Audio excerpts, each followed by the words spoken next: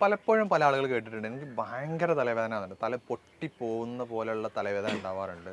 അത് ചില സമയത്ത് പെയിൻ്റെ മെഡിസിൻ അല്ലെങ്കിൽ പെയിൻ്റെ ഒരു ഗുളിക എടുത്താൽ പോലും മാറാത്ത അത്രയും തലവേദന.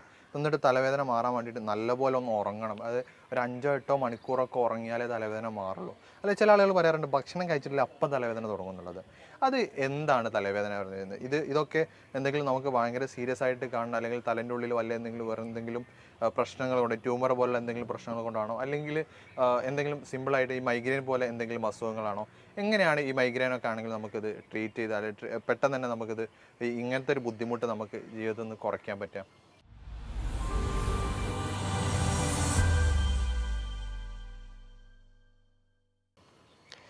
ആക്ച്വലി തലവേദന എന്ന് പറയുമ്പം പല ടൈപ്സ് ആയിട്ടുണ്ട്. അത് പ്രൈമറി ഉണ്ട്, സെക്കൻഡറി ടൈപ്പ് ആയിട്ടുണ്ട്.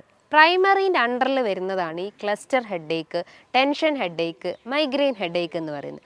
സെക്കൻഡറീൻ്റെ കോസസ് അല്ലെങ്കിൽ സെക്കൻഡറിയിൽ വരുന്നതാണ് നമുക്ക് എന്തെങ്കിലും അസോസിയേറ്റ് ചെയ്തിട്ട് വരുന്ന തലവേദനകൾ. അതായത് നമ്മൾ ഫേസ് നോക്കുകയാണെങ്കിൽ ഐസ് റിലേറ്റ് ചെയ്തിട്ടുള്ള എന്തെങ്കിലും കൂടുതലായിട്ട് ഐ സ്ട്രെയിൻ ചെയ്തിട്ടുള്ള ആളുകൾ, സ്പെക്സ് പ്രൊലോങ്ഡ് ആയിട്ട് സ്പെക്സ് വെക്കുന്ന ആളുകളിൽ, അതേപോലെ തന്നെ വൈറൽ ഇൻഫെക്ഷൻസ് ആയിട്ടുള്ള കൺജക്റ്റീവായിറ്റിസ് പ്രശ്നങ്ങൾ, അതേപോലെ തന്നെ കണ്ണിൽ മറ്റെന്തെങ്കിലും ഫംഗൽ ഇൻഫെക്ഷൻസ് ഒക്കെ വരുന്നത്, അതിൽ കണ്ണിൽ കുരു വരുന്നത്, അതായത് സ്റ്റൈ, അതേപോലെ തന്നെ ചലാസിയോൺ പോലത്തെ പ്രശ്നങ്ങളൊക്കെ ഉള്ള ആളുകൾ, അത് കണ്ണ് റിലേറ്റ് ചെയ്തിട്ടുള്ള എന്തെങ്കിലും ഇഷ്യൂസ് ഉണ്ടെങ്കിൽ അതിന് അസോസിയേറ്റ് ആയിട്ടും നമുക്ക് തലവേദന വരാം. അതേപോലെ തന്നെയാണ് നമുക്ക് നോസ് റിലേറ്റ് ചെയ്തിട്ടുള്ള ഇഷ്യൂസ് എന്തെങ്കിലും, അതായത് എസ്പെഷ്യലി റെസ്പിറേറ്ററി ട്രാക്റ്റിൽ, എസ്പെഷ്യലി അപ്പർ റെസ്പിറേറ്ററി ട്രാക്റ്റിൽ എന്തെങ്കിലും ഒരു ഇൻഫെക്ഷൻസ് വരുമ്പോൾ, അതായത് നമുക്ക് സൈനസ് റിലേറ്റ് ചെയ്തിട്ടുള്ള ഇഷ്യൂസ് വരുമ്പം, അതേപോലെ തന്നെ നാസൽ പോളിപ്പ്, നാസൽ ഒബ്സ്ട്രക്ഷൻസ് ഒക്കെ വരുന്ന ആളുകളിലും ഇതിനോടനുബന്ധിച്ച് അവർക്ക് തലവേദന വരാം. പല ആളുകളും പറയാറുണ്ട് രാത്രി കാലങ്ങളിൽ കൃത്യമായിട്ട് ഉറക്കം കിട്ടുന്നില്ല, മൂക്കടഞ്ഞോട് തന്നെ, അതോടൊപ്പം തന്നെ ശക്തമായിട്ടുള്ള തലവേദന വരുന്നു, അത് ഫ്രണ്ടൽ റീജിയനിൽ, അതായത് ഒരു ഹെവിനെസ് ഫീലിംഗ് ഉണ്ടാവുന്നു, കണ്ണൊന്നും അടയ്ക്കാൻ പറ്റാത്തൊരവസ്ഥ വരുന്നു. ഇതൊക്കെയാണ് മെയിനായിട്ട് ഒരു സെക്കൻഡറി കോസായിട്ട് നമുക്ക് തലവേദന അണ്ടറിൽ പറയുന്നത്. അതേപോലെ തന്നെയാണ് നമുക്ക് മൗത്ത് റിലേറ്റ് ചെയ്തിട്ടുള്ള, അതായത് മൗത്തിൻ്റെ അകത്തുള്ള നമ്മുടെ ടങ്ങിനോ അല്ലെങ്കിൽ ടൂത്തിനോ ഒക്കെ എന്തെങ്കിലും ഒരു ഡിഫോമിറ്റി ഉണ്ടെങ്കിൽ, അതായത് ഡെൻ്റൽ കാരീസ് ഒക്കെ വരുന്ന ആളുകളിൽ, അതേപോലെ തന്നെ പഴുപ്പ് പ്രശ്നങ്ങളുള്ള ആളുകളിലൊക്കെ, അതേപോലെ തന്നെ പരോട്ടിഡ് ഗ്ലാൻഡിൽ ഉണ്ടാകുന്ന ഇൻഫ്ലമേഷൻ, അതായത് മംസ്, മുണ്ടിവീക്കം എന്നൊക്കെ പറയുന്ന അത്തരം കംപ്ലയിൻസ് ഉള്ള ആളുകളിലും ഈ ഒരു വേദന റേഡിയേറ്റ് ചെയ്തിട്ട് തലയിലേക്കൊക്കെ ലീഡ് ചെയ്യാനുള്ള ഒരു ചാൻസസ് ഉണ്ട്. അതേപോലെ തന്നെയാണ് മൈഗ്രെയിൻ ഒരു പ്രൈമറി അണ്ടറിൽ, അതായത് ഹെഡേക്കിൻ്റെ പ്രൈമറി കോസിൽ വരുന്നതാണ് ഈ മൈഗ്രെയിൻ എന്ന് പറയുന്നത്. ഈ മൈഗ്രെയിനും നോർമൽ തലവേദനയൊക്കെ ആയിട്ട് പല ആളുകൾക്കും സംശയമുണ്ട്. അതായത് ഒരു സൈഡിൽ മാത്രം വരുമ്പോൾ അത് മൈഗ്രെയിൻ മാത്രമാണോ, അല്ലെങ്കിൽ കണ്ടിന്യൂസ് ആയിട്ട് ഇങ്ങനെ ഒരു വേദന വരുമ്പോൾ നമുക്ക് ട്യൂമറിൻ്റെ എന്തെങ്കിലും പ്രശ്നങ്ങളാണോ, അല്ലെങ്കിൽ ഇതിനോടനുബന്ധിച്ച് ഛർദി, ഓക്കാനൊക്കെ പ്രശ്നങ്ങളൊക്കെ ഉണ്ടെങ്കിൽ നമുക്ക് ദഹനമായിട്ടുള്ള എന്തെങ്കിലും ബുദ്ധിമുട്ടുകളുണ്ടോ എന്നൊക്കെ പല ആളുകളും ചോദിക്കാറുണ്ട്. അപ്പം നമുക്ക് മൈഗ്രെയിൻ എന്തൊക്കെയാണ്, മൈഗ്രെയിൻ്റെ ടൈപ്സ് എന്തൊക്കെയാണ് ഇതിൻ്റെ കാരണങ്ങൾ, എങ്ങനെയാണ് നമുക്കത് മാനേജ് ചെയ്യാം എന്നതൊക്കെ ഈ വീഡിയോയിലൂടെ നമ്മൾ വിശദമായിട്ട് ഡിസ്കസ് ചെയ്യാം. മൈഗ്രെയിൻ അഥവാ ചെന്നിക്കുത്ത്, ഇത് വരാൻ ഒരുപാട് കാരണങ്ങളുണ്ട്. മെയിനായിട്ട് അതിൻ്റെ ഒരു ലക്ഷണം അല്ലെങ്കിൽ അതിൻ്റെ ഒരു സൈഡ് അഫിനിറ്റി എന്ന് പറയുമ്പോൾ ഒന്നെങ്കിൽ അത് റൈറ്റ് സൈഡായിട്ട് വരാം, അല്ലെങ്കിൽ അത് ലെഫ്റ്റ് സൈഡായിട്ട് വരാം.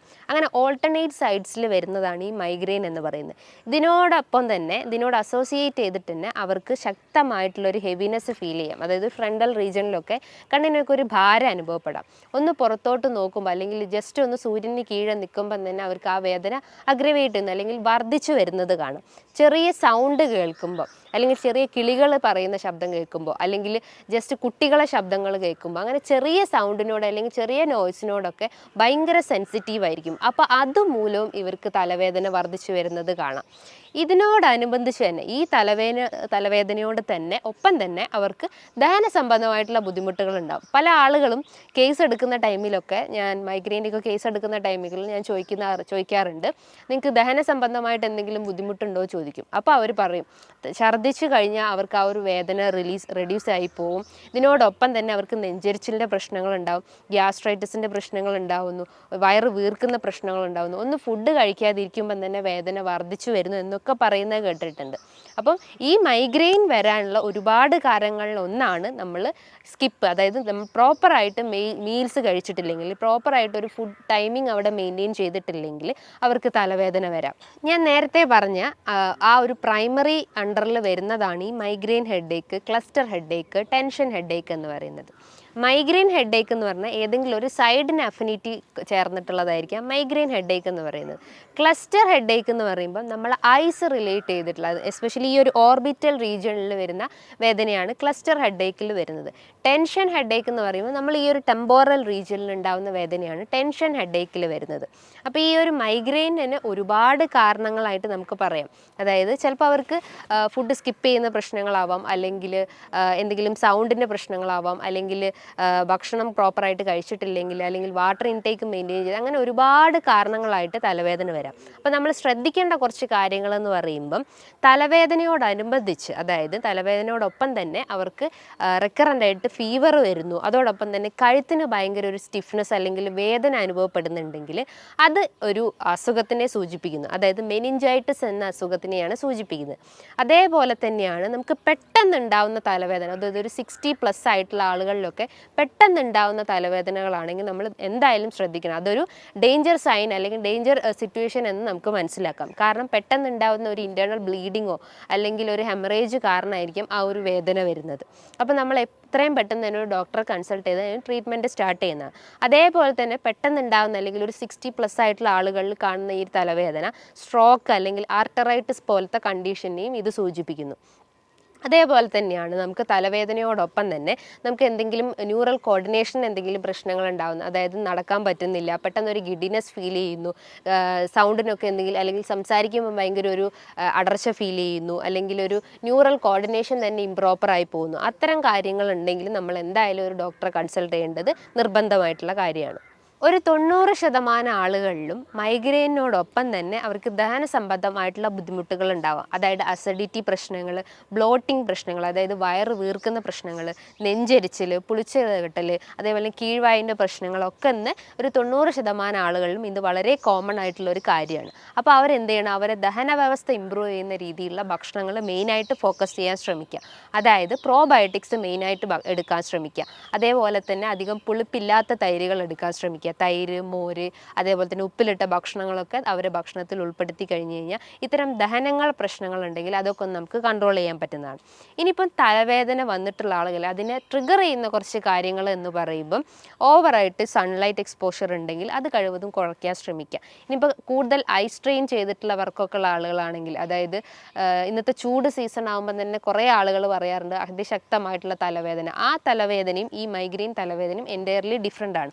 അതൊരു പെട്ടെന്ന് അല്ലെങ്കിൽ സഡൻ ആയിട്ടുള്ള ഒരു അറ്റാക്ക് മാത്രമാണ്. അതിൻ്റെ ഒരു കാരണങ്ങൾ എന്ന് പറയുമ്പം എന്തെങ്കിലും നമ്മൾ ഫിസിക്കൽ സ്ട്രെയിൻ അല്ലെങ്കിൽ ഒരു ഫിസിക്കൽ ആക്ടിവിറ്റീസ് കൂടുതലായിട്ട് ഇൻവോൾവ് ചെയ്തിട്ടുണ്ടെങ്കിൽ, അല്ലെങ്കിൽ എന്തെങ്കിലും ഐ സ്ട്രെയിൻ വർക്ക് ചെയ്തിട്ടുണ്ടെങ്കിൽ, അതായത് ലാപ്ടോപ്പിലോ അല്ലെങ്കിൽ നമ്മൾ എന്തെങ്കിലും ഗാഡ്ജറ്റ്സൊക്കെ ക്രോണിക് ആയിട്ട് അല്ലെങ്കിൽ പ്രൊലോങ്ഡ് ആയിട്ട് യൂസ് ചെയ്തിട്ടുള്ള ആളുകളൊക്കെ ആണെങ്കിൽ, അല്ലെങ്കിൽ നമ്മുടെ ബോഡി ഡീഹൈഡ്രേറ്റ് ആയിട്ടുണ്ടെങ്കിൽ, ഇത്തരം കാരണങ്ങളാണ് ഈ പെട്ടെന്ന് ചൂട് കാലത്ത് ഉണ്ടാകുന്ന തലവേദനേൻ്റെ ഒരു റീസൺസ് നമുക്ക് പറയാം. അതേപോലെ തന്നെ ഈ മൈഗ്രെയിനെ ട്രിഗർ ചെയ്യുന്ന ഫാക്ടേഴ്സ് എന്ന് പറയുമ്പം കൂടുതലായിട്ടും മസാലാസ് ചേർന്നിട്ടുള്ള ഭക്ഷണങ്ങൾ, അതായത് സ്പൈസി അടങ്ങിയിട്ടുള്ള ഭക്ഷണങ്ങൾ, അതേപോലെ തന്നെ ഇന്നത്തെ ഫാസ്റ്റ് ഫുഡിലൊക്കെ ആഡ് ചെയ്യുന്ന അജിനോമോട്ടോ കണ്ടൻസ്, അതായത് ചൈനീസ് ഫുഡിലൊക്കെ ആഡ് ചെയ്യുന്ന അജിനോമോട്ടോ കണ്ടൻറ്റ്, അതേപോലെ തന്നെ കൂടുതലായിട്ട് കോഫി അല്ലെങ്കിൽ കഫീനൊക്കെ ഡിപ്പെൻഡ് ചെയ്ത് നിൽക്കുന്നത്, ചോക്ലേറ്റ്സ്, സാൾട്ടിൻ്റെ ഇൻടേക്ക് കൂടുന്നത്, കൂടുതലായിട്ട് മധുര പലഹാരങ്ങൾ കഴിക്കുന്ന ആളുകളിലൊക്കെയാണ് ഇന്ന് ഏറ്റവും കൂടുതൽ തലവേദന വർദ്ധിച്ചു വരുന്നത്. അപ്പോൾ അവരെപ്പോഴും ആ ഒരു ട്രിഗറിങ് ഫാക്ടറിനെ കഴിവതും ഒഴിവാക്കാൻ ശ്രമിക്കുക. പകരം അവരെ ദഹന വ്യവസ്ഥ ഇമ്പ്രൂവ് ചെയ്യുന്ന ഭക്ഷണങ്ങൾ എടുക്കാൻ ശ്രമിക്കുക. നല്ല രീതിയിൽ ഒരു ഉറക്കം മെയിൻറ്റെയിൻ ചെയ്യാൻ ശ്രമിക്കുക. ഒരു പ്രോപ്പർ ടൈമിങ്ങിൽ ഒരു 6 to 7 hours അല്ലെങ്കിൽ 7 to 8 hours എപ്പോഴും ഒരു സ്ലീപ്പ് പാറ്റേൺ മെയിൻറ്റെയിൻ ചെയ്യാൻ ശ്രമിക്കുക. ഐസൊക്കെ കൂടുതൽ സ്ട്രെയിൻ ചെയ്യുന്ന ആളുകളാണെങ്കിൽ നമ്മൾ നല്ല രീതിയിലൊന്ന് ഐസ് വാഷ് ചെയ്യാൻ ശ്രമിക്കുക. ആ ഒരു ഡ്രൈനെസ് കഴിവതും ഒഴിവാക്കാൻ ശ്രമിക്കുക. അതേപോലെ തന്നെ എന്തെങ്കിലും അഡിക്ഷൻസ് ഒക്കെ ഉള്ള ആളുകളാണെങ്കിൽ, അതായത് ആൽക്കഹോൾ, സ്മോക്കിംഗ്, അല്ലെങ്കിൽ മറ്റെന്തെങ്കിലും നിക്കോട്ടിൻ കണ്ടൻസ് ഒക്കെ നമ്മൾ യൂസ് ചെയ്യുന്ന ആളുകളാണെങ്കിലും അവർക്കും തലവേദന വരാനുള്ള ചാൻസസ് ഒരു 90% കൂടുതലാണ്. അപ്പോൾ അത്തരം അഡിക്ഷൻസ് ഒക്കെ ഉണ്ടെങ്കിൽ അത് പൂർണ്ണമായിട്ടും ഒഴിവാക്കാൻ ശ്രമിക്കുക. അത്തരം അഡിക്ഷൻസ് ഉള്ള ആളുകൾക്ക് മറ്റ് പല അസുഖങ്ങളിലും വരാം. ഫാറ്റി ലിവർ ഇഷ്യൂസ്, സിറോസിൻ്റെ ഒരു മെയിൻ ഫാക്ടർ എന്ന് പറഞ്ഞു കഴിഞ്ഞാൽ ഈ ഒരു ആൽക്കഹോളിക് അഡിക്ഷൻസ് ആണ്. അപ്പോൾ അത്തരം അഡിക്ഷൻസ് ഒക്കെ ഉണ്ടെങ്കിൽ അതൊക്കെ ഒന്ന് കഴിവതും കുറയ്ക്കാൻ ശ്രമിക്കുക. അതേപോലെ തന്നെ നമ്മൾ നമ്മളൊരു പ്രോപ്പർ ടൈമിങ്ങിൽ നമ്മൾ മീൽസും ബ്രേക്ക്ഫാസ്റ്റും ഒക്കെ മെയിൻറ്റെയിൻ ചെയ്യാൻ ശ്രമിക്കുക. കാരണം നമ്മൾ ഭക്ഷണത്തിൽ എന്താ പറയുക, പ്രോപ്പർ ടൈമിങ്ങിൽ ഫുഡ് കഴിച്ചിട്ടില്ലെങ്കിൽ അവർക്ക് ആ ഒരു തലവേദന ഫാക്ടർ അല്ലെങ്കിൽ തലവേദന ട്രിഗർ ചെയ്യാനുള്ള ചാൻസസ് വളരെ കൂടുതലാണ്. നമ്മൾ വിശന്ന വയറ്റിലിരിക്കുമ്പം നമ്മൾ ആ ഒരു ബ്ലോട്ടിങ് അല്ലെങ്കിൽ ഗ്യാസ്ട്രിക്കിൻ്റെ പ്രശ്നങ്ങളൊക്കെ വരാൻ വളരെ ചാൻസസ് ഉണ്ട്. സോ നമ്മൾ എപ്പോഴും ഒരു സ്കിപ്പ് മീൽ ഒഴിവാക്കിയിട്ട് പ്രോപ്പർ ടൈമിൽ നമ്മൾ മീൽസ് കഴിക്കാൻ ശ്രമിക്കുക. ബോഡി എപ്പോഴും ഹൈഡ്രേറ്റ് ചെയ്യുന്ന രീതിയിലുള്ള ഭക്ഷണങ്ങൾ ഉൾപ്പെടുത്താൻ ശ്രമിക്കുക. അതായത് ഫ്രൂട്ട്സ് ആയിട്ടും വെജിറ്റബിൾസ് ആയിട്ടും നല്ല ഹെൽത്തി ഫാറ്റ്സ് ഒക്കെ നമ്മൾ ഭക്ഷണത്തിൽ ഉൾപ്പെടുത്തി കഴിഞ്ഞ് കഴിഞ്ഞാൽ ഇത്തരം തലവേദനകളെ നമുക്ക് പൂർണ്ണമായിട്ടും മാറ്റിയെടുക്കാവുന്നതാണ്. അപ്പോൾ പ്രൊലോങ്ഡ് ആയിട്ട് നമുക്ക് ഇത്തരം വേദനകൾ ഉണ്ടെങ്കിൽ നിങ്ങൾ പേടിക്കേണ്ട കാര്യങ്ങളില്ല. നിങ്ങൾ എത്രയും പെട്ടെന്ന് തന്നെ ഒരു ഡോക്ടറെ നിർദ്ദേശപ്രകാരം ട്രീറ്റ്മെൻറ്റ് സ്റ്റാർട്ട് ചെയ്തതാണ്. ഹോമിയോപ്പതിയിൽ ഇതിന് ഒരുപാട് മെഡിസിൻസ് അവൈലബിൾ ആണ്. ജെൽസീമിയം, ബെല്ലഡോണ, നാട്രം മ്യൂർ, അങ്ങനെ പല രീതിയിലുള്ള മെഡിസിൻസ് ഇന്ന് ഹോമിയോപ്പതിയിൽ അവൈലബിൾ ആണ്. കൃത്യമായിട്ടൊരു കേസ് എടുത്തിട്ട് നമ്മൾ ആ ഒരു രോഗിക്കുള്ള കൃത്യമായിട്ടുള്ള രീതിയിലുള്ള മെഡിസിൻസും സ്റ്റാർട്ട് ചെയ്യുന്നതാണ്. ഇനി ഇതുമായി ബന്ധപ്പെട്ട് നിങ്ങൾക്ക് എന്തെങ്കിലും സംശയങ്ങളുണ്ടെങ്കിൽ താഴെ കാണുന്ന നമ്പറിൽ കോൺടാക്ട് ചെയ്യാവുന്നതാണ്. നല്ലൊരു ഹെൽത്ത് ടോപ്പിക്കുമായി വീണ്ടും കാണാം. Thank you.